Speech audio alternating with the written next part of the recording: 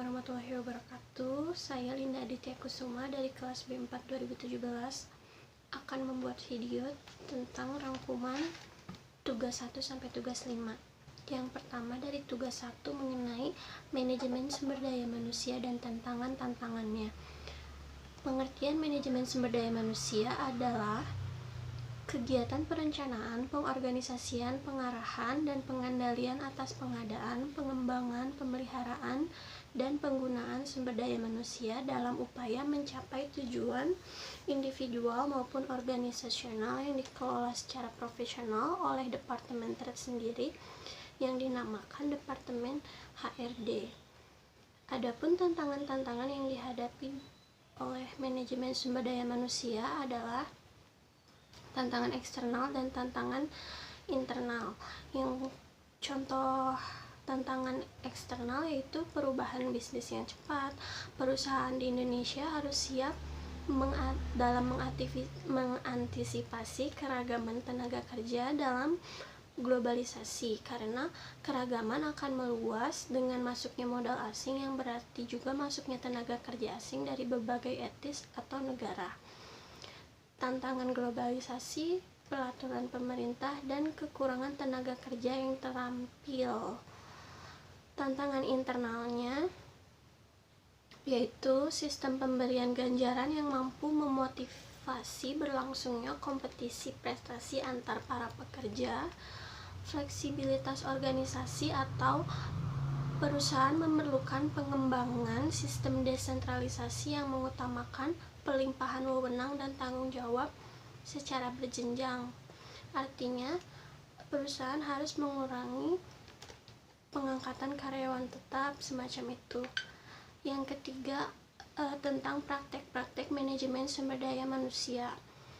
Beberapa pekerjaan yang dikerjakan Departemen Sumber Daya Manusia atau Departemen HRD antara lain menganalisa dan merancang pekerjaan, membuat perencanaan sumber daya manusia, melakukan rekrutmen, menyelidiki kandidat, pelatihan dan pengembangan sumber daya manusia, merancang kompensasi, dan melakukan manajemen kinerja karyawan, menjaga hubungan dengan semua karyawan.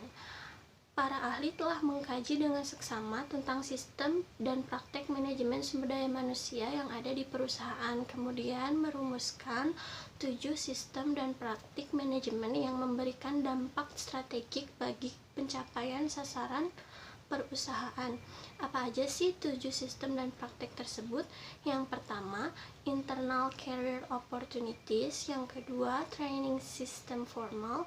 Yang ketiga, sistem penilaian kinerja yang didasarkan pada hasil kerja ataupun perilaku kerja.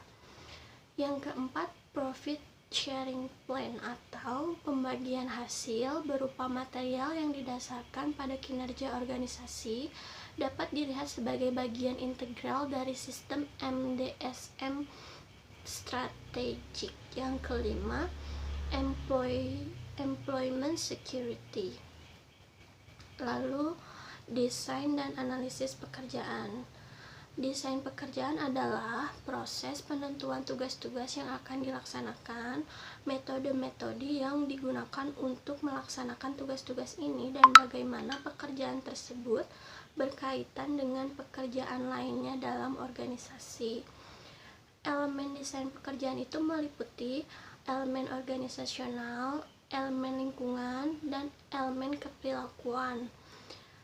Analisis jabatan adalah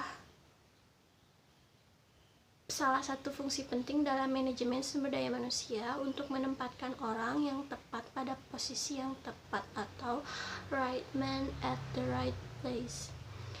Analisis jabatan adalah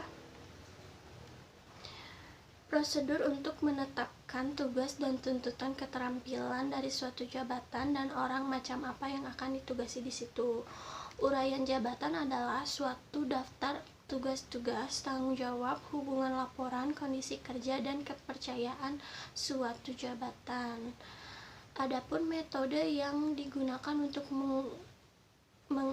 untuk mengumpulkan informasi analisis jabatan, yaitu wawancara, kuesioner, observasi, dan buku harian atau diary atau log peserta. Perencanaan sumber daya manusia.